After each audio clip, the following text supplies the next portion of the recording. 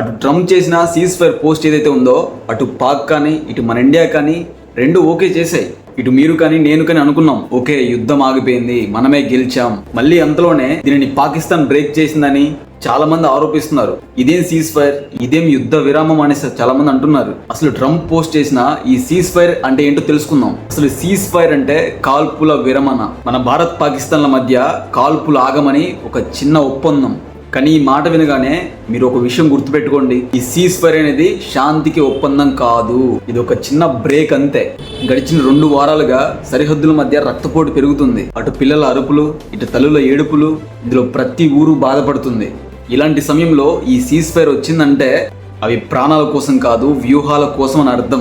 ఈ cease fire వెనుక ఒక డిప్లొమసీ ఉంటుంది, ఒక రాజకీయం, ఒక పొలిటికల్స్ ఉంటాయి. మీరు చూసే ఉంటారు, వినే ఉంటారు. పాక్ తరచూ కూడా ఈ సీజ్ ఫైర్ కింద మన దేశంపై దాడులు చేసింది. 2003, 2013, 2021. ఈ రోజు మనకు బాగా గుర్తుండాలి. ఈ సీజ్ ఫైర్ అనేది ఒక మాట కాదు, అది ఒక ఉగ్రవేషం మాత్రమే. ఈ సీజ్ ఫైర్ తర్వాత చర్చలు జరుగుతాయి. ఈ ప్రపంచ దేశాలు కూడా శాంతి అని ఒకసారి చెప్తాయి.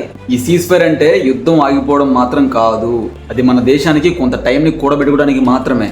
మన భద్రతా దళాలు అన్నిటికీ రెడీగా ఉన్నాయి. మనము సైతం శాంతి కోసమే కాదు, అటు సత్యం కోసం కూడా నిలబడాలి. మనం మళ్ళీ మోసపోతున్నాం. ఈ సీజ్ ఫైర్ వెనుకున్న యుద్ధాన్ని గమనించండి. This is not the end, it's just the interval. ఇంకా ఇలాంటి తెలియని విషయాల కోసం మన మారియా బెటర్ ఛానల్ సబ్స్క్రైబ్ చేయండి. దీనికి సంబంధించింది ఇంకా ఏమైనా విషయాలు ఉంటే కింద కామెంట్ బాక్స్లో కామెంట్ చేయండి. జై హింద్, జై భారత్.